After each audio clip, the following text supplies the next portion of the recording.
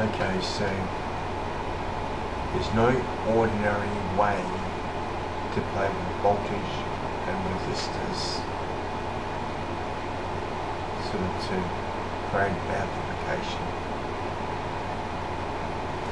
You can sit there for years with that and it always either shorts on you or it just adds up to no gain. I've gotten pretty close. You can do it with a transformer, but small problems involved with actually doing it. But you can avoid some of the shorts with an isolation. Because it just gets to the point where if you're going to amp with just the wires, it just becomes like battery backlinking itself.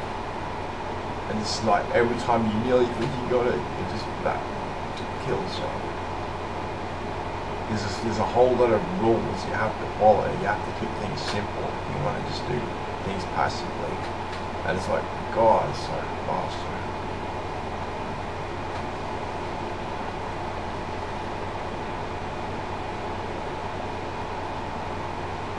I thought I had high voltage with low resistance, but it just turned out it was sort of transforming it now. So that was all gone.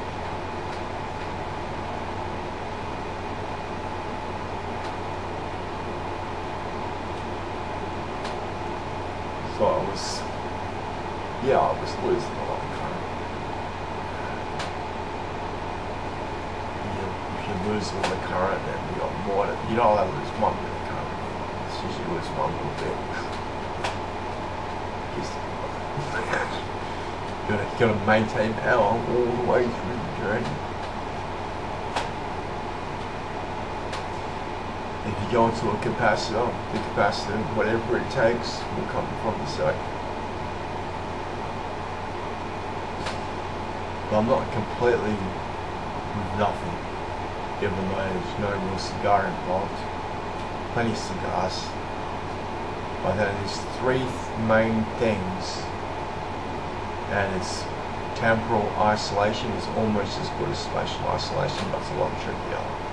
So if you could like time share your batteries, but then that would work. But the issue is you have to run the whole thing at once. So like there's a fair amount of amps involved.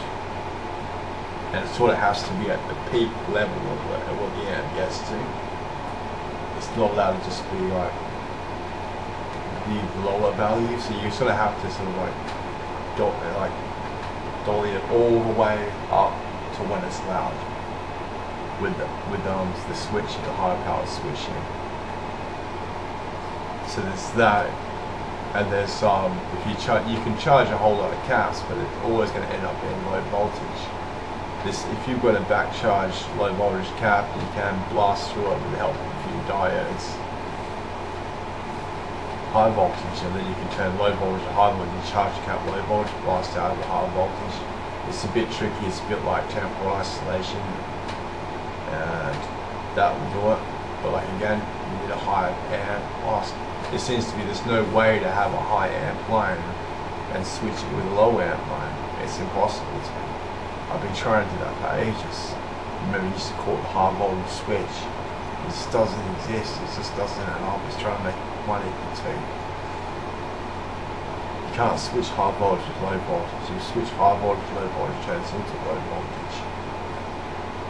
Or you're just going to real lack of current loss, like just like that, just nothing missing from it. You can't, low power can't affect high power actually. It can possibly do that. And I have to work something out like that. I realize now that we're going down the wrong track too much. So like high power is fucking high power, mate. Low power is low power. You have to get that in your head because it's just true. There's nothing to stop it. It's like trying to make 2 equal 1. High power is high power. Low power is low power. That's the way it is. Is there any other thing we did? Oh yeah, there was one thing. Yeah, low power is low power, high power is high power. But there is one little catch, okay? And you can get low power and you can make it last for longer, but you can't increase it. And that's as close as I got. That was the best I got. Yeah, if you've got a short pulse, you can elongate it to a long pulse. And I know that could possibly discharge a capacitor, even though it's very arduous. It's so much better if you're a higher amp for shorter time. That discharges a cap. The low amp, equal amps for a longer time will eventually do it. But I couldn't wire the bastard, so I keep trying to go back and do that. Now I've got this thing like, you can increase duration. The high power just stays a month, low power. It's kind of effective.